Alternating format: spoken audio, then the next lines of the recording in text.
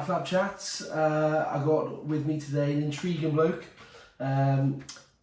Used to tear up the rugby pitches before it turned pro. Well, it was professional then, before the regions. I played, we were getting money, but I was in youth when it went pro. So my last year of youth, the game went pro.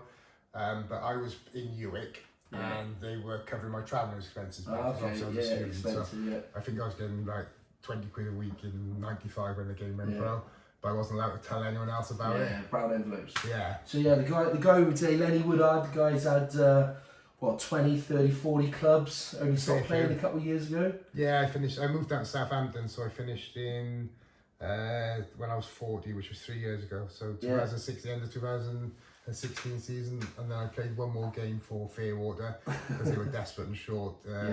And it pissed down with rain, and it was a real physical, hard game in Fairwater, as it always is. And then after that, I thought, I can't be doing this anymore. Then I went to Bermuda with the British Lions Classics team. And I think that's the last I actually played any rugby that I can remember, other than charity games. I've done a few stints doing charity. But even then, I was having to take a load of painkillers. Just to survive. Yeah, and then I'd have a beer after the game. Then, because I take so many painkillers, I'd be sick all night, and then couldn't walk the next day. I'd have to lift my leg into the car to drive. And well, let's as always, let's have a beer now. It's one for me, one for you, sir. Perfect. So I'm gonna try and list out the clubs that Happy New Year to you, pal. Happy New Year. Try and list out the clubs. I reckon I've forgotten a couple. See what we've got here. So we've got Chris Kellogg.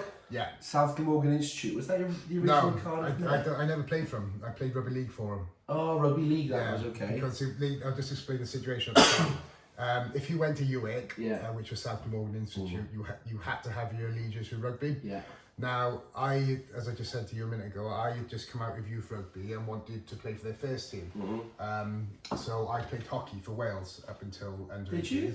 So I didn't know that. Yeah, so I'd actually gone into Uwick on the strength of my grades, A-level grades, and the fact that I played international sport. But it was hockey I played international. I wasn't that great at rugby then. I played county level, and I think I'd just gone into the under-19 squad. But that was when I was in Uwick, so it was my first year Uwick. I got into that squad, so I sort of got picked in September. And where did you play your youth rugby then? When you were growing up? Okay, that's where you started. Yeah. And then what happened? It was a bit of a strange situation, quite funny. I played for Pontypool. I was a Pontypool boy. And I played for Pontypool United. I've been to Pontypool, Colts and stuff up to under 16. And then one of the boys, who's now a good mate, had whacked one of my mates out on a Friday night, and then we had a under 15s and under 16s disco. And we were in the toilet, and he was bragging about it, so I tuned in, and then got kicked out in the club in the February. So then I joined Cwmbran, because most of the boys in the Gwent County side played for Cwmbran, and the coach was Ian Goff's dad. Okay, right. So and Ian Goff played for him. So I went to join Cwmbran, and then at the end of that season, then I was under 16. A few of us were picked to play in the youth game on Saturday, and it annoyed me because I got the train down to Cwmbran, walked all the way to the rugby club, and the boys just pulled out of the game, didn't want to bother, just went on the piss, so they were annoying me, so I joined Crossy Kellogg then, which was their arch rivals. Okay. And that's why, and they were really good to me, welcomed me and stuff, and I felt I owed them a season of senior rugby. So that was, how old were you then, your first season of senior rugby? 18? 19, yeah. Were you on the wing then? No, I was a centre then. And then obviously I was still a boy, and there was men's rugby, so they convinced me to go on the wing, and that was a change. So, but then at the end of that season, I think I was under 21s then, about to go into under 21s rugby, and I had quite a bit of interest, and Pontypool had always been my sort of goal to play for, so I joined them and stupidly signed a 3-year contract for virtually no money. So that would have been 95, is it? 94? 96, 96. Yeah, 95, 96 I played for Crossy Kellogg. 96 and 97 I played for Pontypool. Okay, that was one of you did Pontypool 3 stints then, didn't you? Yeah, so it would have been, I was semi-pro then. Well, I say semi-pro, we were paid to play, but I was still cash. And then I had a car-sponsored car. Okay. So I passed my test in the March, and then I probably annoyed my dad.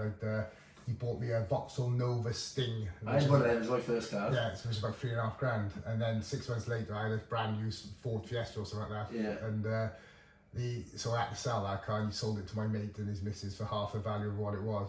But then from then on, at the time when the game had just gone professional, and the sponsored car was a big thing. So and Pontypool were, because I joined from Crossy Kilog, who were Division 5 or 6 then, so I think they were about 10 leagues, and Pontypool Division 1, but they had been in the Premiership. Yeah. So I thought that there's a realistic chance of me playing here. Yeah. So I joined them.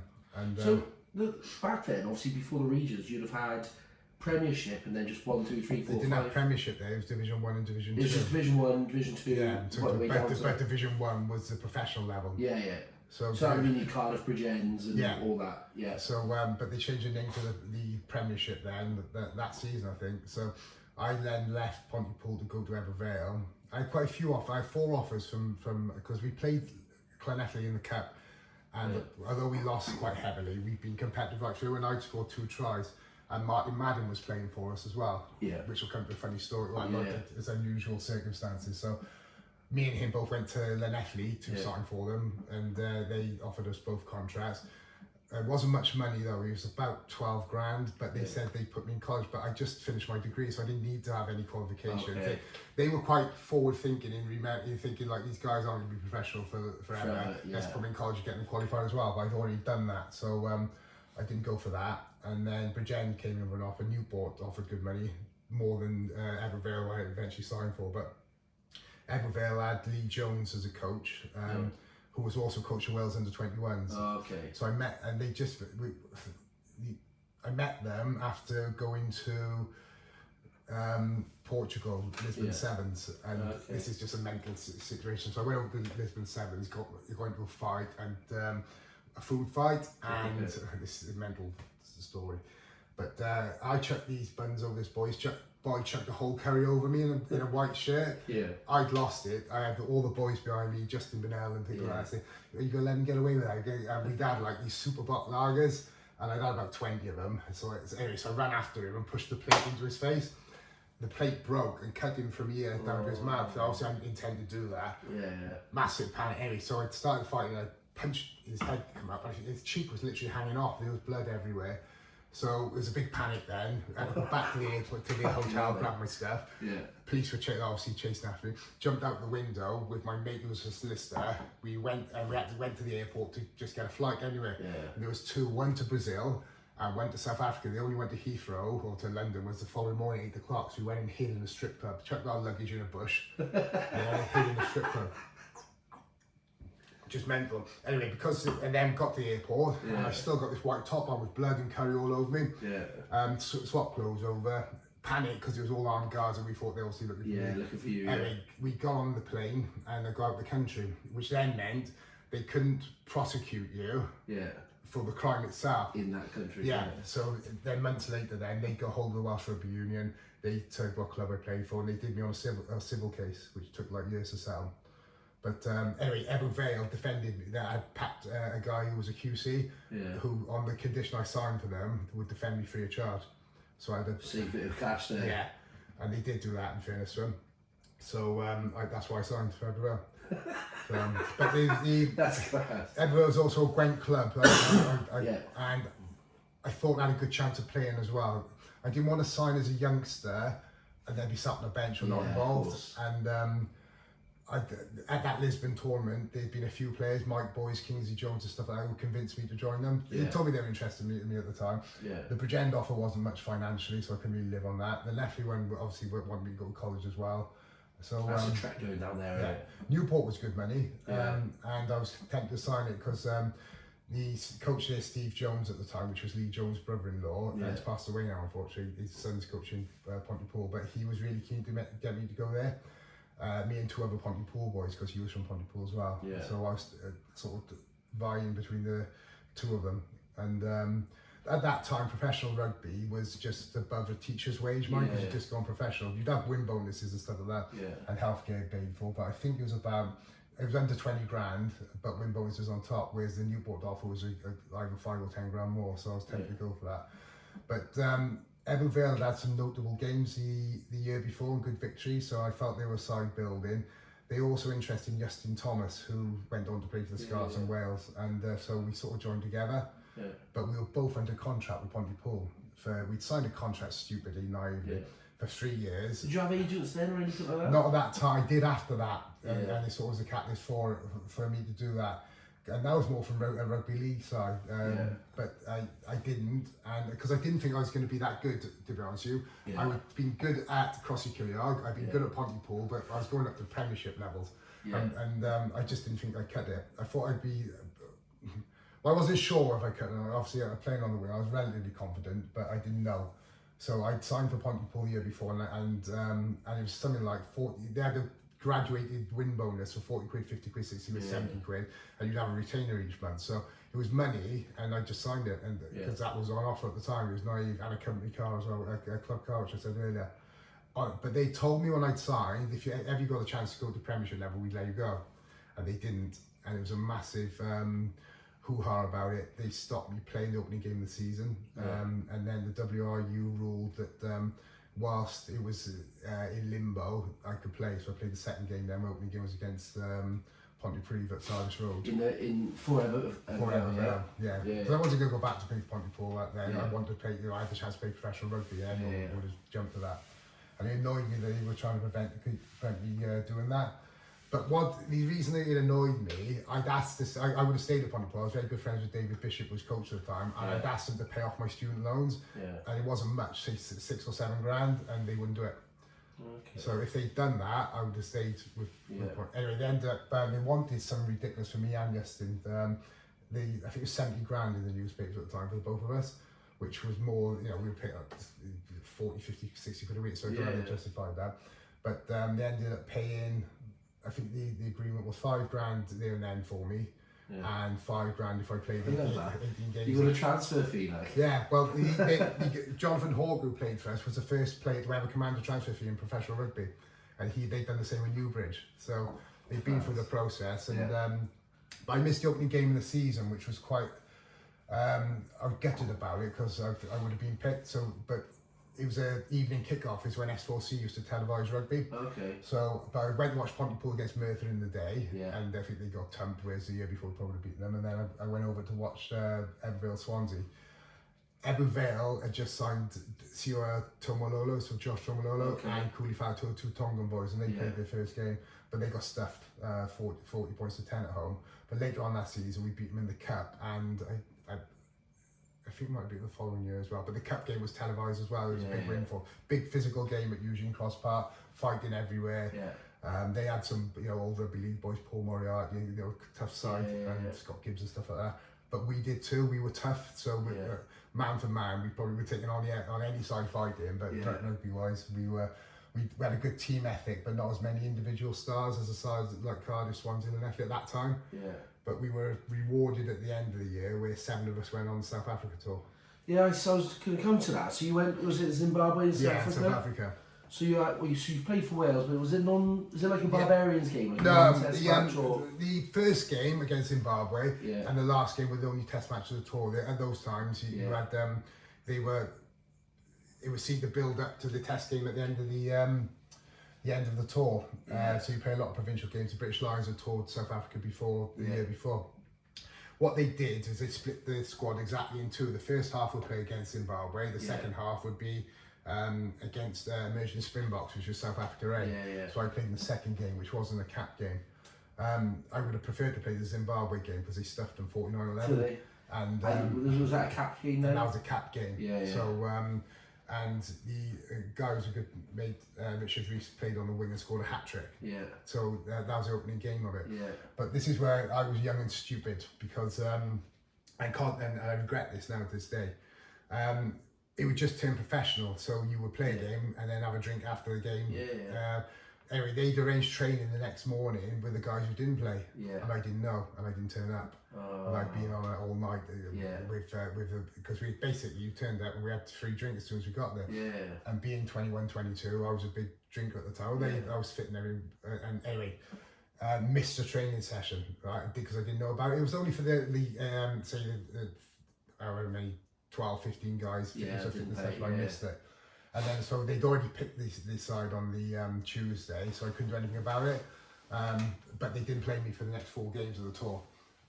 Just carrying tackle bags. Just carrying tackle bags. So, and then I played then on the last but one game of the tour, which was my last chance to stake a chance for it. Scored a try.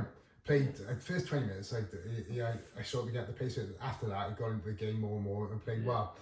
And Paul John, whose dad Dennis John was coaching, basically said, "You've played your way yourself into the test team. Well done, you know." And they'd had a couple of injuries along the way, so I thought I was going to play on Saturday. And then, as it was, then I think they put paper under the door if you were playing or not. Okay. Oh, I didn't. And they brought a couple of boys over because we had so many injuries. Who was in the team then? That sort of well, we'd gone over with the likes of Scott Quinnell, Rob Howley, people like that. Yeah. Young Martin Williams, Ian Goff, lots. I think everyone in the tour went on to win full caps. I think bar me. So I wasn't good enough though. I'm not going to try and pretend. I played in a very good club side. Yeah. And I had that opportunity over in South Africa. And if I hadn't gone drinking the night of the first test, then I would have stand a better chance. But I was probably at the height of my powers then, and I think that ultimately cost me. You're a big lump for a winger as well. Well, I was strong more than physically big. Wingers in those days, the game had only gone professional 2 years before, but I'd been in UWIC, which was almost like a professional sport environment. So I was. It is now, isn't it? Pretty much. So I was training weights, before that anyway. But I was training like a professional for a bit, because I was in a house full of rugby boys, and we did.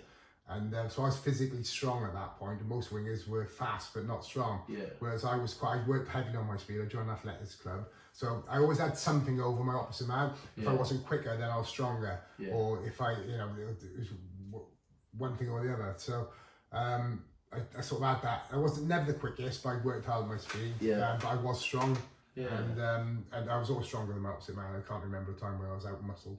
Class. So you, so what was that like coming out against the emerging Springboks then? Singing Anthem, did you cry? Yeah, it's a real weird situation because because the stadium wasn't a stadium as such. I had a stand on the one side, the other side was like a big grass bank, and they had all these fires going and barbecues and things like that. But we lost 35-17, quite a big loss, and it was fast. I remember it being real fast, and I just didn't get the ball much because I was on the wing, so they had a lot. And what was happening a lot in the game, they were working overlap and I'd be on the wing, so I'd always have a 2-on-1 every time. I think my winger might have scored a couple of tries in that game. But the first game we were well beaten, and they scored it's on YouTube now. The centre went out of a full cap, broke through the 10 channel, and then I was sort of sweeping over. But because I'd been coming from left to right, he just stepped and then went around me. I caught him by the corner, but not enough time to sort of stop the try. But it's on YouTube now, and I don't think there's much I could have done about it. But I think that the perception was they'd scored on my side, and that was that. But as I said earlier, I think I messed up my chances by getting that reputation, because to a certain extent, I thought I'd got let down by a couple of my teammates who were pushing for their places, and they were always going, "Oh, Lenny, you'll see, social, he's always having a drink," stuff like that in front of the coaches and things. I always thought, were you doing throwing you under the bus a bit? They did, and whether they were doing that on purpose to get at me, but I always thought, why are you doing that in front of me? Enjoyable experience, though? Yeah, it was, and it was post-apartheid as well. Yeah. So this was after the 95. Yeah. All that. Well, it was 98 when we went. So they were still very racist, and in Zimbabwe. Yeah. We had some mixed race guys playing for us. We were not allowed access in a couple of clubs we went to because of that. Okay. So that was always it, and we were going blocked. So I think Colin Jarvis was out of us, and you could see people staring at us for being, it was a racism. In the UK, it's not as bad now in my opinion now, but at that time there was under the surface of racism. Theirs was blatant. You're not coming out because he's black, or which was unbelievable. Which was unbelievable, and the genuine dislike, hatred for anyone of colour, which was that's berserk, isn't it? Yeah, mad. So and I lived in Cardiff then, which even then was quite cosmopolitan. Yeah. So it was real. He was quite angry to see people like that. But at that time, white Afrikaans and the whites who lived in Zimbabwe, very racist, very arrogant. Yeah. You're wigging and stuff, you know, and they big drink as well. So every time we went out to a pub, you just get a lot of abuse from them. So when Wales beat them at the stadium in the first game coming back, I don't think they expected it because they beat us by just under 100 points in the test game. But I was glad they'd done that because they were very arrogant when we went over there. Yeah. Big physical men, ground's very hard. But yeah, the other thing as well, I was carrying on. This is quite amusing. I was carrying on water bottles, and the second half they opened up. I think it was like 27-13 half time, but they went on to win 96-13 something. Jesus. And they would have scored 100, but their hooker dropped the ball over the line. Yeah. So my job was to run more drinks on for the guys. Yeah. Oh my God, second half was the hardest fitness session I did. I was going clear under the post and back, honestly. I was getting cramped with these water bottles and things like that. It was just mental. But I was disappointed not to get a cap then. And they played... I think they played David James on the wing, who could play wing more than competently, but had been a centre all tour.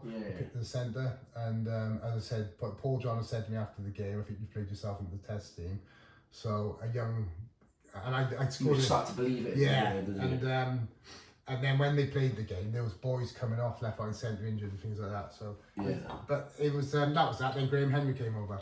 Did you have a look in after that then? You the trial game. Tries everywhere. Yeah, well, in the pre-season after that, I pulled my hamstring, which was a bit of a nightmare, and I suffered from we'll call it second seasonitis, where I'd had a brilliant first year, and then second season I was struggling because I'd had a hamstring tear again at the full speed. So it took me till the end of September. We'd beaten Toulouse at home, which was just a massive win for us. We'd lost heavily away to get up to the top speed again. And then the club hit money. Toulouse. Beat Toulouse at home. We lost 100, the biggest score in the Heineken Cup to date, I think, still. 108-3 or 108-16. So it was a massive score. We'd gone 3-0 up in France, right? And then they were just brilliant. Did you have like Josie on and that playing? Yeah, the Emile Endermack playing. He was on the wing. He was like a horse. Like to me, he was massive. Yeah. And they every offload they tried Catflaps, all that, going to hand, things. It's like playing against Fiji, and anyway, it was a massive hammering for us against them. And then 2 weeks later, we beat them at home, 19-12. At the Vale, they come up expecting to war, and they were fighting like a real dirty side.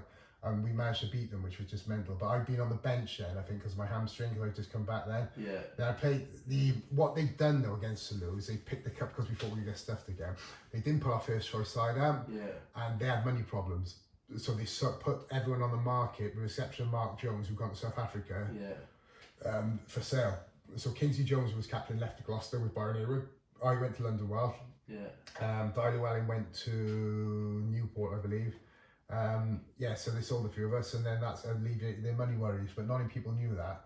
So we did a news interview for HTV at the time, and we had a lot of interest. I had an interest in rugby league clubs, as did Byron Hayward, and so I had a trial with Hull then. That was I was looking at your rugby league as well. So you played Bridgend. That was after. This was back in '97. So I that was professional then as well. It was professional. Super League had just Super gone. League, and I played for Great Britain students. So I played, and so I was alright. I was better at rugby league than I was rugby union. Rugby union. Had I played it from a child, I think I would have done much better. But I had a trial for Hull, that went well. Went back there then the following season, and I joined London Welsh because Clive Griffiths was coach of the Wales Rugby League side at London Welsh. And they'd offered me a lot of money, although it was Division 1 England, not the top flight. So signed for them, and that went really well. I scored like 15 tries in 16 games, something like that. Scored a hat-trick on my debut. Graham Henry come to watch us. Because he wanted to see what they wanted to have a centre of excellence outside Wales, and they wanted to do it in London. So I had a. What was he like? Did you deal with him much? No, he wanted me to play. Sonny Parker, who played for Pontypridd, they used to have dinner together, and he said I had the potential to play international rugby as a flanker. Yeah, which was strange. So like a 6. Yeah, no, a 7. I think they were. It might have been a 6, but he said that to me when we was playing for Ponty. I got taken back into the squad then in '99 to basically tackle bad. But what they used to do then, if they were playing England who had big wingers, they'd replicate in training. So we did go and do that. I remember getting smashed by Di Young at one point. They running into a brick wall. But yeah, they get you to do all England's moves against the side, so there's a chance to prove myself. So, but I was way off there. I was never good enough. I played in a good club side, but when you had the full side, internationals wise, then I was nowhere near that. I thought I could have played Wales A if I. They got rid of that then, didn't they? They got rid of it. And after a bit. yeah, and they also got rid of the 7 side. At that point, you weren't allowed to play 7s for any invitational teams, and they'd done away with the after '97. I think they'd done away with the international side, which I think I might have been alright at. So at that point, then, are you going? I've done this for a couple of years, not to that level, but were you going union full season, and then either 7s or league, and then back to union, and that's back to back? That's why I think I ended up with hip replacement. Yeah, because I think I did it for 6 years. I did it for about 6 years. So I didn't play the level you played, obviously. The frustrating part, I got up to Hull, as I said, and Hull were near the bottom of the league. They were bottom of the league. Yeah. And but it's a Super League now. It was Super League then. Yeah. So it was Australia Super League, and they took me. I played. Basically I played for their A side, which was almost like the reserve side. So our boys come back from, and I played really well for them. So they kept taking me into the match day squad, but always being the 18th man. And they did that. Reserve. Yeah, which was like pain. And the coach said, "Look," he goes, "My job's on the line here. I don't want to take. We've got a chance of beating St Helens at home. I don't want to chuck you into that baptism of fire, trying to protect me to a certain extent." And then he got sacked then, and then and they had the caretaker coach came over. He went back to Australia. He took over, and then there was another 3 games again, match day reserve, and I was never playing. So then Pontypridd, I'd signed for. In the May, this was in the August, said that we're not having this anymore. You're with us now. You are a player, and so they stopped it. They also stopped me playing for Wales. So I played against Wales, against Ireland in the Vetch for my opening cap. I picked to play for Wales against Scotland up in Scotland. They had a triangular tournament then, and they said no, you're not playing. And you had a few caps though, didn't you? Yeah, I had 5 in total, but I would have had that 6th one. But what was annoying about that, again, Pontypridd, they took me to Glasgow as a travelling reserve. So I had to do all the warm-up and everything, and then if no one got injured, then I didn't play. And but we were playing Wales were playing Scotland at the same time. They couldn't let me go and play that, and they didn't. And I thought it was spiteful. Yeah. It was strange because Richie Collins had come to play for Pontypridd, and we played together the year before in Ebervale. So I thought, this is brilliant. I'll be straight in, but it didn't work out like that. So, who do you play against Rugby League wise now? So you played for. So I played for Hull when I was up there, Swinton. And then Swinton before. I played basically. I've been scouted to play in Student Rugby League by this guy. He said, "Come and play for Swinton. They'd love to have you." I played for him, and then after the game, he said, "Look, you're too good for this level." And so I got contact. What was that? Was that National 1 then? Yeah. So I only played for their reserves, but they said I got contact in Hull. I think they could be really interesting. They're looking for a winger at the moment. Yeah. Because one of their wingers got banned, Tongan guy who actually went out to play Union, to Viconi. And anyway, so he had been banned for everything, so they were really interested. Then we went up, me and Gareth Cull, who played for Bridgend, played the trial, and then I went up the following year. Then they sort of signed me as such. So. What was that like, living up there and playing up there? Weird.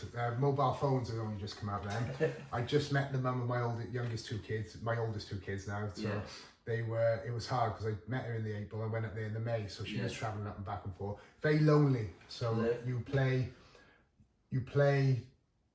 on the Friday or Saturday. You train all week, but then I was left on my own. So you train in the morning, train in the afternoon. The hours before, I'd just be walking around the city centre board and so. What was it like compared? So they've been professional a lot longer than the union side. What was training like? What was the setup like? Was it miles better? No, I expected it to be because the perception at the time were Rugby League players were more fit. And union players would go into league to play. Yeah. Especially but they come back when the game went professional. So and this was at the time when I went up there. So the likes of Scott Gibbs, Alan Bateman, Mark Jones had come back. So I'd gone up. There wasn't many Welsh boys up there because they'd all come back in '97 or '96 when the game went professional. Yeah. So I was sort of on my own for long periods of time. Plus I was staying at one of the chairman's houses as well, which when you're in someone's house all the time gets a little bit awkward. But it was okay. It was different, and I learned skills up there, which is obviously got cross-transferable skills with the game. Yeah. But no, it was a good experience. But then Pontypridd stopped it, and then that was that. So Pontypridd had lost the likes of Neil Jenkins, Well, they did a swap with Lee Jarvis and everything, and so they built a young squad. Yeah. The likes of Kerry Sweeney coming through, signed Sonny Parker, but etc. A lot of those Ian Goff. So they were in the rebuild phase, and they how they did it, they were very good at squad rotations because they had strength in depth. So you play one week but not the next. But I found that affected me a bit because I wanted to run. Some people just want to play every game. Yeah, I needed to play every game. So in my first year at Pondy, by the end of October, I played say 3 or 4 games, but that wasn't enough for me. I need to get. Yeah. So I said, look, can I go and play for Pontypool on loan? Which I did. So I played on a dual. Yeah. Yeah. So I was playing for Ponty 1 week, Pontypool the next. Yeah. So which helped then. I think then the first choice was Gareth Wyatt, and rightly so, and then they rotate the other 3. So you would play every game, and then it got the point where the 3 of us would rotate the bowling position, and it just wasn't enough rugby for me. And then he got injured. He had a bad injury in the cup semi-final, which I was on the bench for.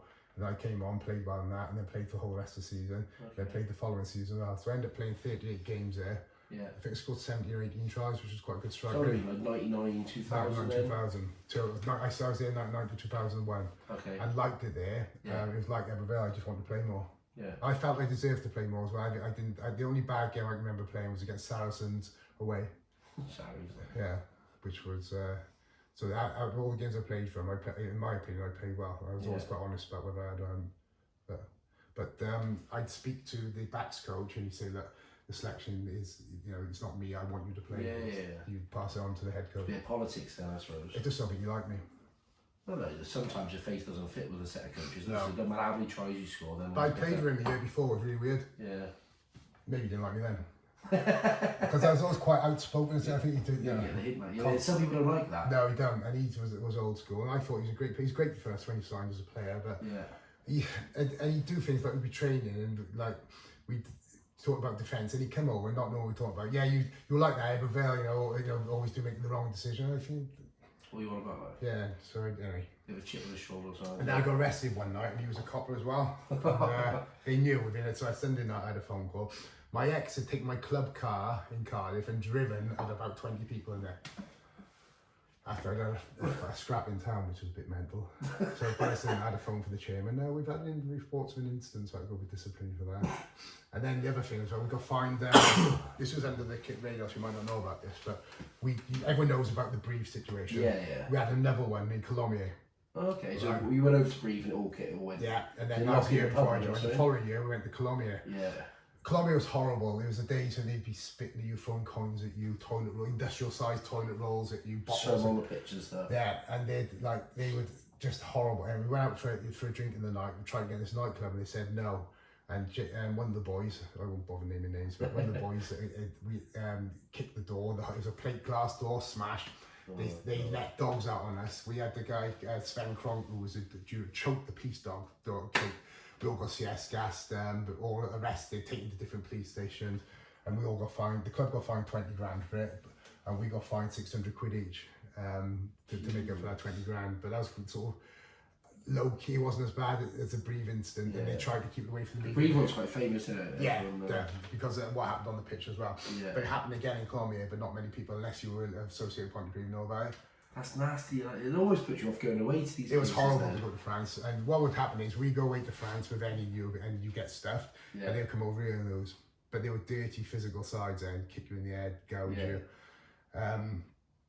So it was not the nicest experience. It was because we were CS gassed and we were drunk as well. Yeah. We had a prop with us, Nalutal, who was kicking the door of the cell all night because he was in the same prison as me. Going Nalu, Bombay, after them having all night, and I was like, oh god, this shit gets some sleep. But yeah, that was the situation. So was rugby different then? Was it? It was to be honest with you, mate. I watched it. It's a better spectacle because the defences weren't so. Defences weren't as good. So you had more tries, and so for a spectator paying, we had much bigger crowds. I see lots of stuff like that around. Mark, I don't know Mark Ring, but you see Mark Ring on Twitter slamming people, going, boring game, all this stuff, and people are writing back going, well, it's because the defences are good. They play more to patterns now, whereas the likes of Ringo would play off the cuff, so you look at what they can see and decide where I'm from. Now it's more whole team patterns. Because the analysts are so good. And so the Wales, for example, we called it Warren ball, would go Webbers move this direction to the other side of the pitch, and then have the whole other side of the pitch to go past. All the players knew where they were going. Each track was always going open, and it's a little bit structured. Rugby League was like that, high level, which I didn't expect, because when I played student rugby league, even up into, if you were away and you want to go down and run with the ball, you give the forwards a break, just go take it. But what I found playing with the Crusaders and Hull and stuff like that, if you other than the first tackle, you would have to adhere to the set plan, or you could mess it up. 3 to the 50 for a strike move or whatever. But it was very structured. So and if you messed up this structure, they would go nuts. So did you prefer league or did you prefer union? I preferred league.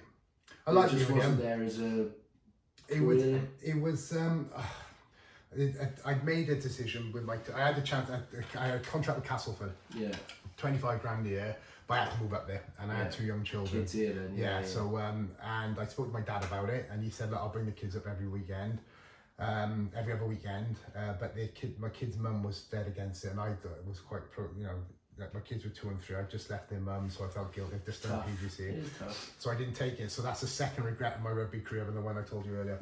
And I think I would have not made it, but I could have played Super League comfortably at that time for about 4 or 5 years. But once I stopped being professional, so 2003, about 2003, when the game went to regional, then my game started to slowly wither away, because you just don't do training as much. So when the regions came in 2003, did you have interest then? Yeah. So with the Dragons, but you were working as well. So I knew it was. Well, we had an inkling it was coming. So I did my PGC on my last season of being professional in Pontypool. Basically, we were top of the league, so we were going to go up, and regions wasn't defined definitely until about the February. There was talk about it, but we didn't think it would happen. So I had another year of a contract to go, and there was more money if we went to Premiership, which was about 40 grand a year then. And the guy who was back, like 40 grand a year, for professional rugby. But at that time, it was decent money.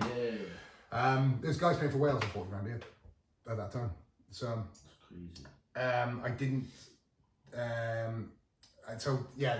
At the end of the year with Pontypool, I'd had a real good season. I scored 44 tries in the season because I played in a very good team and I played on the wing. So that's not because I was particularly good, but beyond the wing, you score a lot of tries. At the end of the season, I went on loan to Bridgend. Okay, so I won Division 1 with Pontypool, and I won the Premiership, the last professional Premiership with Bridgend, because I had 3 or 4 games to go at the end of it. So they would have had a good team around then as well. Oh, they were very good. You had Alfie Thomas captaining them. Most of them, Bridgend and Pontypridd made the Warriors. So it was, but they won that league. So it was quite unique to win Division 1 on that. But I played for Bridgend with the hope of getting a contract with the Warriors, obviously. And they didn't offer one. Then I went training with Mike Woodard asked me to go training with the Dragons, but the squad was already pretty sorted then, and I went training 2 or 3 times and didn't hear anything back after that. No. So I signed for, I went with Mike Davis, I think, so up to Pertemps Bees. That was the year after Pertemps had beaten Wasps, or was it that year? I think I signed with Aberavon. Because Aberavon had come second in the league to us, and we paid him at the end of the season, and they were paying very good money for how much you get. And I took a job in Port Talbot as well. Okay. So I think I was getting like over £1,000 a month to play semi-pro rugby with them, and I had a job as well, which I just started. So I just done my PGC and a job in a drug and alcohol place with young people with that as well. So it was perfect. Then I just didn't enjoy it. Aberavon was such a forward, everything was. I didn't touch a ball. I had 2 centres. We were good mates, Dioters and we talked about earlier, Darren Ryan, but very physical players. Okay, not distributors of the ball. So the only time I get the ball was off a set move with me having carrying out, or if we'd created an overlap. So I just didn't get enough ball. I thought I scored 7 tries in about 9 games. So I went back to Ebervale then and played to the end of that season. Then went to Pertemps Bees with Mike, because I started playing with the Bulls. Which we'd done really well in their inception, and Mike had gone to play for them. And he said, "We're looking for a winger, come up." So because they beat Pertemps Bees. He always said he loves this. He always on about when Pertemps Bees beat Wasps. And that was the year before. A year before, and he bangs on about it. He went off after about 20 minutes. Yeah, well, we played against Johnny Wilkinson's Newcastle. He said, and he had put a high shot on Johnny Wilkinson, and I had him around the neck, and Johnny. He must be the kid then. Yeah, he's brilliant. And Johnny was saying to the ref, "Sir, sir, sir." And he's around, and Mike Davis around his neck, his big forearm. So it's quite funny. We got stuffed then as well. But we got up to Newcastle to play, And Johnny was practicing kicks before from all angles and slotted every single one. Unbelievable. Just looked amazing. Like, he's this tan, good-looking, peach blonde, and every single one. But they were good. They would have had a good team then as well. Yeah, they would. Flood, Noon, Tate. They should never have lost to Per Temps in the Cup, but they did. And I said there was we lost about 30, 40 points to them, but all those guys, Tom May, Noon, it was. Dean Richards was he playing up there? I can't remember. They had Colin Charles had just signed up there because I saw after the game. Yeah. But we were, although we paid good money, we were a semi-pro team against a professional team. Yeah. They shouldn't have won in the cup, but they did manage to win, and that's what it was. So I think they beat Wasp 28-24, I think it was. Yeah. And the guy who played 10 for us, Mark Woodard, drop kicked about then a little bit. That was he scored a ton of points, didn't he? Yeah. So he was the difference between the two on that day. But any other day. Was that semi-pro then still, or was that pro per temps? Semi-pro. Was it Division 1. Birmingham Solihull? Yeah, so they're in the championship now. Championship now. Yeah. So that's a pro league now, isn't it? Yeah, and for the top few sides were Worcester, Bristol, stuff like that. They were pro. And we were so we're in between. Okay. But it's paid very good money for part time. Yeah. So we were travelling up to Birmingham with Mike Davis and Scott Williams. Yeah. Which was brilliant. Was he the Newport Centre? Yeah. Yeah. And he just paid for it. He's Wales under 21 captain, and him and Mike were there. And so we had a good. It was good. Is that the band and camaraderie driving up together? Yeah. We take in turns driving up and back. So. But me and Mike would sometimes Scott would take his dad, and if those two would be arguing in the front of the car, me and Mike would be laughing in the back. But Mike was a nightmare. Like I'd be in the services, and he'd put things in my hood when I wouldn't know, so the alarm would go off, security. And then he took my phone once when the old snake phones were in and sent a rude text message on my work colleagues from my phone. I had a disciplinary over that. He is an asshole, mate. Yeah. He is one of those assholes. Yeah, like great guy, but as I said, it was a nightmare if he was, Yeah. Great banter, but I had a disciplinary over that because he sent, I want to have sex with you, something like that, to every person in my work. Off my work's phone, and as I said, he popped things in my hood as I was paying, and then I would walk out, alarm would go off. Security, stuff like that. Yeah. So, but it didn't go well for me up there really, because I got up there expecting I scored 1 try, so like some bike and everything. Told him I was going to score 20 tries a season, which for me is quite conservative because I scored 40 the year before with Pontypool. So, but I just didn't play to score. I was always on the bench, so I come on for 10 minutes at a time. And because although they'd signed a lot of us, the guy who was coaching wanted to stick with what he knew all the time. He didn't let any of the new guys come in, so we could basically be on the bench all the time. So it's a long way to go to just sit on the bench for 10 minutes as well. Yeah. Birmingham 2 hours every week, 3 times a week. Yeah. Who else is there? Do they put you up on match days or the training days? Yeah. I'll tell you a funny story, although it's dropping myself in it. I might have to edit it out. So on the day I left, or when I left to come back to Wales, I'd arranged to meet a girl. My mate was meeting a girl who played for us as well in Cardiff on a Friday. But on the guys, I was going to rugby on the Saturday. So I said, we've got to go on Friday night. So I'd essentially booked the hotel in Cardiff. So I had to go out, leave the house with my girlfriend at the time, full tracksuit, Brave Thames Beat, even though I'd been sacked about 2 days before. And then go out and with this full kit bag and everything, pretend I was going to this hotel. It's quite amazing. So. I bet all sorts used to go on back in the day. Say again? I bet all sorts, especially before phones come in. Yeah. All sorts must have happened. Yeah, there was. It was. You didn't have accountability, so no trackers and exactly. Like that. No so, camera phones in your face. So camera phones were just about to come out, I think, but no, there was a lot of shenanigans going on. I can imagine. You're there for another time, pal. I was looking at some of the other clubs you've gone through as well. Yeah. So you must have played for almost all of the Gwent and CF postcode Premiership teams. Yeah, I didn't play for Cross Keys, although they've got me on their website. I was playing for them. I almost signed for Bedwards. I played Newbridge, Pontypool, Ebervale, the big club. Tom Mauer, Glamorgan, Maesteg. Back when Maesteg. Tom Mauer was mental to just go that. So when I just said I left Perkins B's, I'd been with the Welsh Rugby League squad. We'd sit in the Towers Hotel down here. And then the guy there at the time said, Lenny, because I'd been paid 70 because he was involved with the Welsh Wizards Sevens team. Yeah. So I said, having breakfast, he come over, he goes, oh, we're looking at this building Tom Mao, which he eventually did.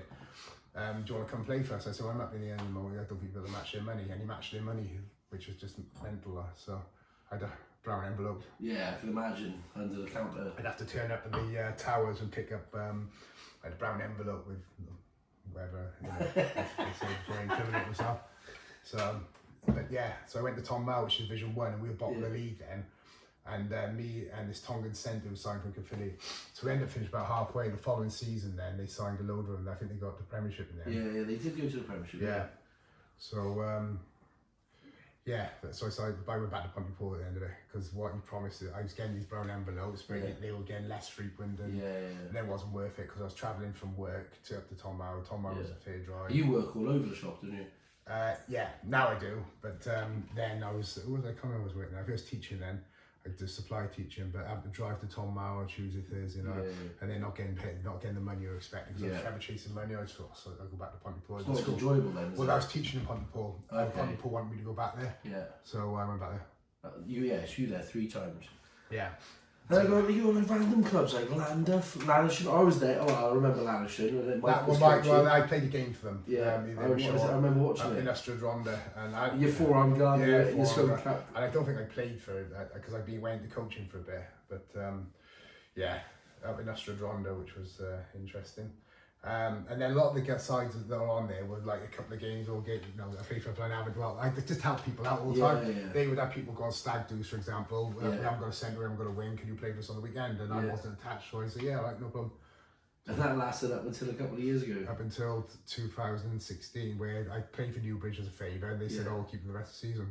And that was it then. Because were you still getting paid then up until that point? Yeah. So you just demand, I'll play 50 quid, 100 quid. 100 quid, well, as long as it covered, I wasn't out of pocket and it covered my drinks afterwards. So that with a pair of boots. Yeah, but my hip was knackered then. I was nowhere near speed. I was strong still, so I could carry off with scrum and make ground for them. But I wasn't the player I once was. I was. You're 40, mate. I'm not surprised. And everyone else has stopped playing. But I think that in my own head, I didn't feel 40, so I was.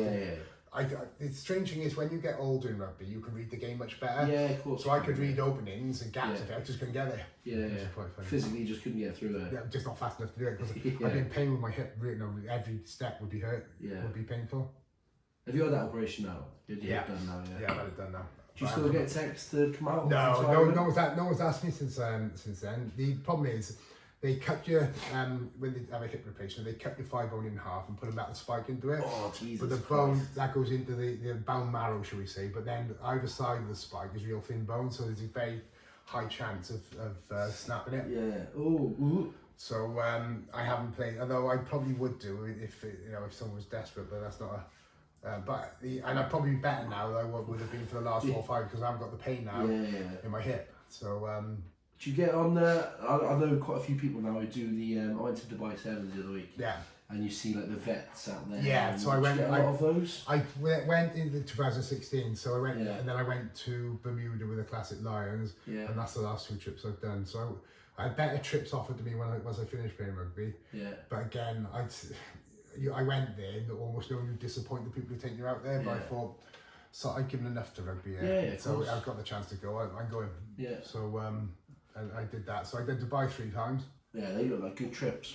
I'm 35 next year. I might try and get in there. And it's getting harder and harder each year. But I moved down to Southampton at the time in 2016, and rugby's not big there. No, there's nothing there. Yeah, so it's the whole South Coast is football pretty much. So and it was different. And my missus just thinks I'm an idiot and doesn't recognise what the level of rugby you've played at and stuff like that. Well, Wales is completely different. You go out in Cardiff now and see people and they know you from rugby. Or you go to a nightclub and you jump queues and things like that where you sort of, I always say mini celebrity status. No, I know you know. It's a goldfish bowl in Wales, isn't it? And but it's completely different down there. She thinks I'm an idiot. So it's so it tied in well. So because I thought I didn't want to leave rugby. I went to coaching for a bit, did my level 3 and everything, but I didn't want to leave. And coaching doesn't give you the same buzz as no. So I went back into playing, as I said, I played for Old Ilkeston, the lower clubs just to get back into it. And then went to Newbridge and finished off playing Division 1, which was nice then. Yeah, which is a good standard. So you happy with that career? Happy with everything? I mean, there's the two regrets I said. Castleford and I wish I hadn't gone to regional rugby, because at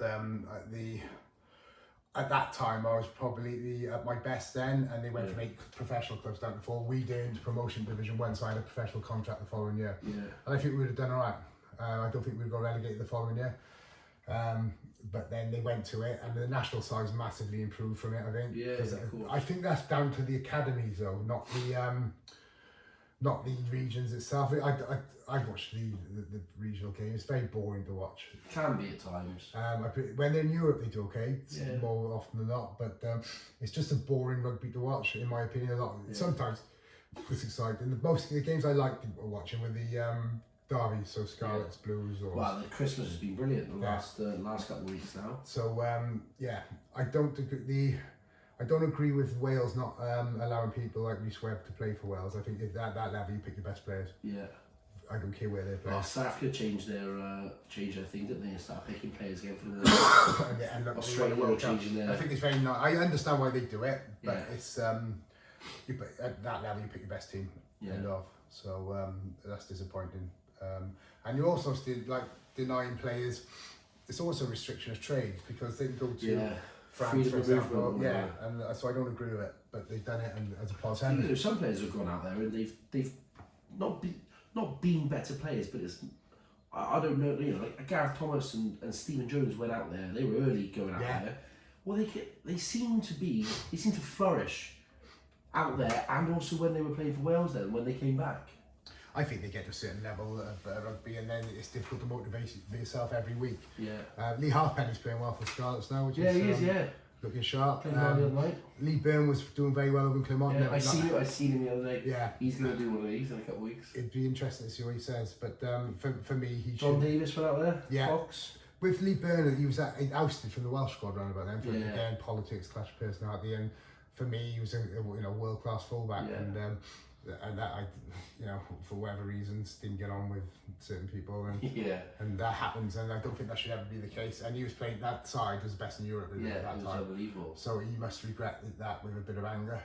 So I would. But you should be able the money these guys can earn in France, and rightly so. And it's a short career, like you said. If you're not making the money when you're playing, they forget about you soon after. Because I've played so many clubs, I've had you're not loyal, you're a rugby prostitute and stuff like that. Clubs aren't loyal to the players either. If you're injured, they'll invoke that 6-week contract, week clause in your contract, you're injured, you can't play for us next year. David James had that happen to him, and they'll get rid of you. They just sack you off. They'll sack you, because it's in the contract. If you can't play for more than 6 weeks, then it was early days, and that happened to him at the Scarlets, I think, and you've just forgotten about. And what we're seeing now is a lot of mental health issues coming through in a lot of sports, where these players are not looked after properly. And I suffered with this myself. When I finished it, I found it really hard. But you have to understand, you're playing in front of thousands of people who, think you're almost like a demigod, and you've got that week after week after week, and then suddenly you're nothing. Chase the buzz. And you've got, exactly, and you're not overly qualified because you played rugby from a young age, and you go into the business world and have to sort of refine yourself again. And it's difficult. You seem to be doing alright. Obviously, socially, I see you it's doing well with work at the moment. Work's going really well. So I've moved from still the same industry, but gone to the south coast and quadrupled my salary. Do you know what I mean? There's more money in England. Massively, but just working for a better company looking to invest in this stuff and stuff like that, and moving down there took me away from the from Wales, where sort of ongoing problems behind the scenes from my own personal life, where I had kids with different mums and things like that. So it's been a real good move for me. So perfect. And just travel up as I have now. See the kids. I don't see the kids as much as I'd like, but it's every other weekend, so it is what it is, and there's a lot of dads do. So fair play to you, mate. Well, look, I got nothing but love for you, pal. Wish you all the success in the future. Thanks for coming in. No worries, we're going to drive to London now. Really appreciate it. And ladies and gentlemen, that was Lenny Woodard on Catflap Chats. Big thanks to the Cardiff Blues, as always, for providing the beers. Thank you for that. Moretti. Nice couple of them this afternoon, and I'll catch you again next week. Over and out.